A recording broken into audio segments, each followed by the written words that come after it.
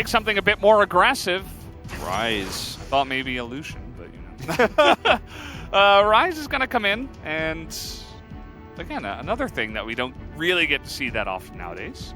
Yeah, I'm really curious how Azir will build against this. With the magic damage between Lilia and Rise, you might just see an early Verdant Barrier just to be really safe and just kind of chill. I mean, not that Azir is going to struggle into the Rise matchup with Lilia there, so...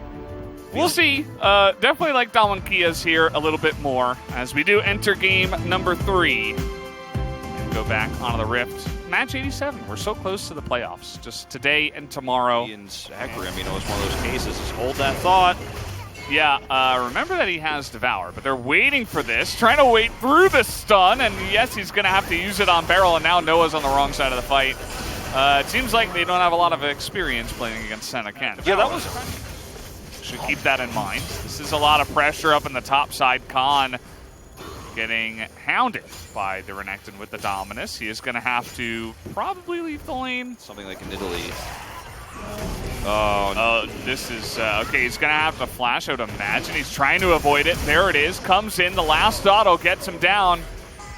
And yeah, now you're TPing, but there's no Dominus available. So... No Dominus. Exhaust here for the Kents. They can turn this around. Yeah, this is so bad here for KT Rolster. Wishing he's playing in 2019 when you could cancel teleports. This is, yeah, just going to get ulted. Big scratch to the head there from Noah tells the entire story. This bottom lane is just over. I mean, it is a very, very tough spot for KT right now. Instant teleport response as they're trying to get on top of Showmaker as he's having a little bit of trouble and actually does a nice job, but Gideon is going to go down in the end. Ends up being a 1-for-1 for now. They're sticking around, but Khan very smartly holding the wave. It's going to make it really difficult for KT to continue the dive, and they will, in fact, not. As Canyon, generally we say no bullying, but I suppose, as Ghost mentioned, they're just getting revenge for game number 1, so all's fair in war here, at least, as they're going to push and take down the turret at 11 minutes. In game 1, at least it was often trades in the bottom side for Ghost versus Noah, but in this case, it is just purely one-sided. And Khan really pushing the envelope here. He had his oranges. So not going to get scurvy, but... Doran? Wow. This is a sloppy game. This is reminding me of Liv Sandbox yesterday in the second game where they just totally fell apart. Like, nothing is going right for KT now. So many teams, I think, show their... hold it. Well, maybe Khan overstepped his boundaries. KT wait long enough as he's trying to trade it back, but he might still get that kill. No, not quite going to be it, as Senna will also miss alone. If he had a Tristana, maybe, but not at this point, as Gideon desperately trying to get something going here. He's going to take a lot of damage. They're trying to burst down Beryl, but take a look at that shield. Just way too giant with the gray health coming through, and the Senna ultimate. It is enough, and Ghost just laughs at Rise. Senna just has her way with Rise whenever she wants, as you guys can see here. Coming in. Yeah, looking for the extra kill. That's just insult to injury there, as Doran will get caught once again through the minions. Yeah, Noah with some fancy footwork. Oh!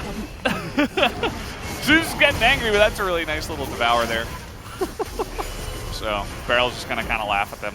As you mentioned, he's so tanky at this point that, like, he basically can do whatever he wants. And that includes, we're just going to kill Zeus, no problem. Canyon's still angry after game number 1, I suppose. He wasn't even standing next to the inhibitor. That's kind of inexcusable.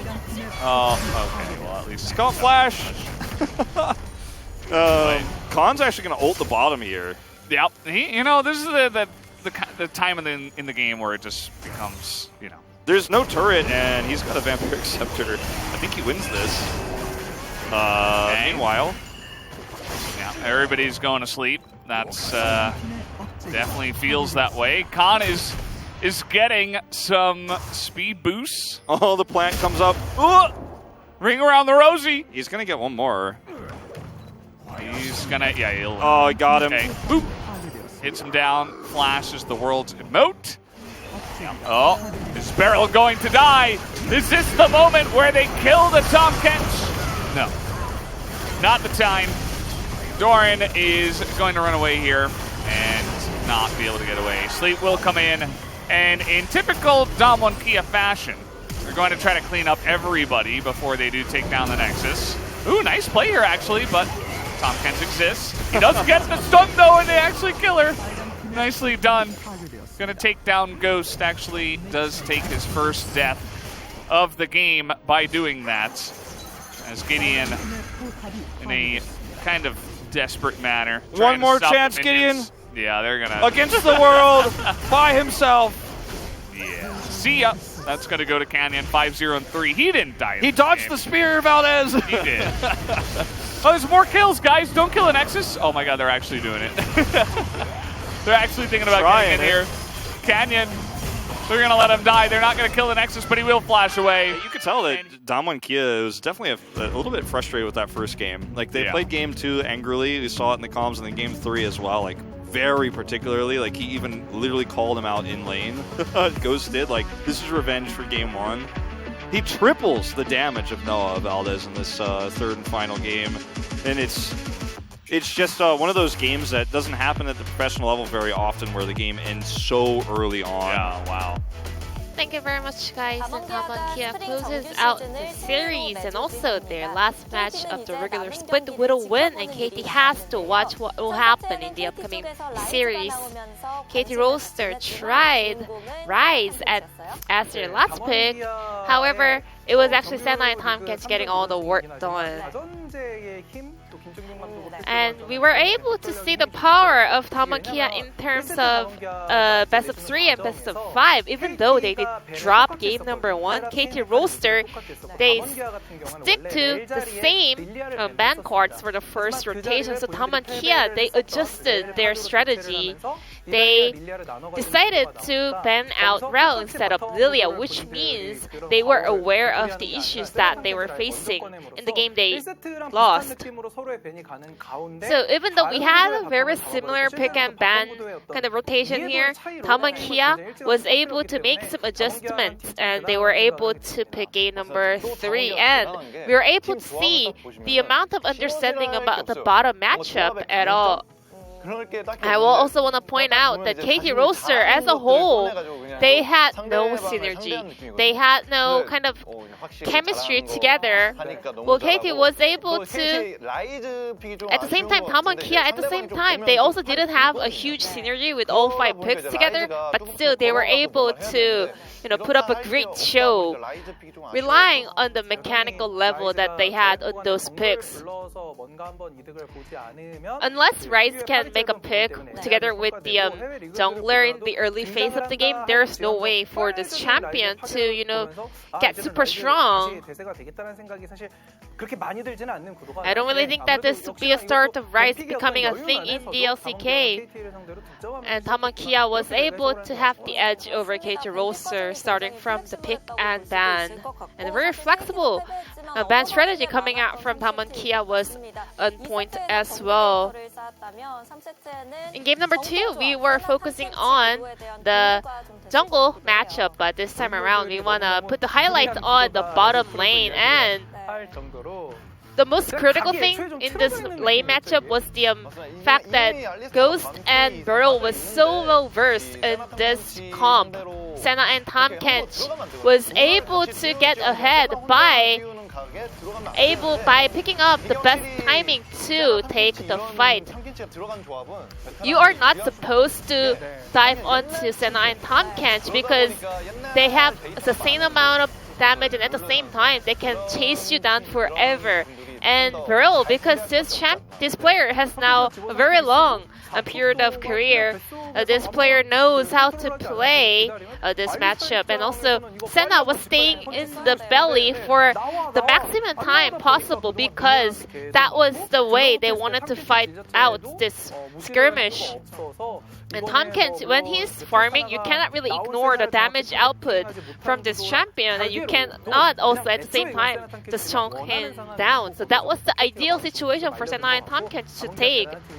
It was really impressive to see that Tamankia was able to attack the weakness that KT Roaster exposed in the very early phase. Indeed, KT Roaster this time around, they were fielding a very young roster, so maybe they were not able to deal with the situation once they were starting to fall apart. Tristana is a champion that can always push the lane. This champion is just meant to push in the wave. So Senna and Tompkins tried to freeze the wave. So they had to find a breakthrough by pulling off a dive attempt or a gank. But Lilia, she just threw a bowling ball and then backed. This actually puts Tamankia in an even better situation. So there was no way for Zeus and Noah to play this lane. They got denied for forever. And then this was connected to a kill later on. Tristana and Alistar, they cannot do anything here.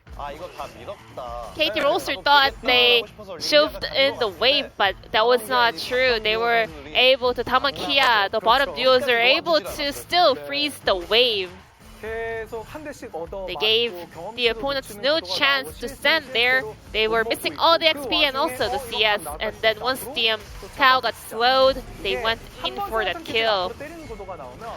Once Senna and Tompkins can, take the agenda and chase the opponents because of the glacial augment, you cannot never run away from them. And then a very late teleport coming out from Doran was really awkward as well. The timing was really not right. Because Renekton had the TP priority at the point in this game, well, that was not the teleport that he was supposed to take. Tamankia, don't let them play Senna and Tompkins. This is the lesson that we can learn after the match.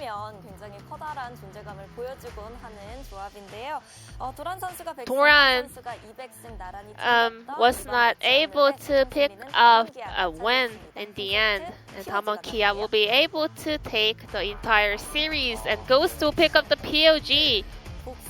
Fourth POG of the split, and he said, "This is the revenge for our game number 1. We could see the fears in his eyes and his moves. Senna and Tompkins was able to make 2 lane kills here. Sometimes Alistar goes in for some level 1 cheese play, but Tompkins can perfectly counter with the Devour.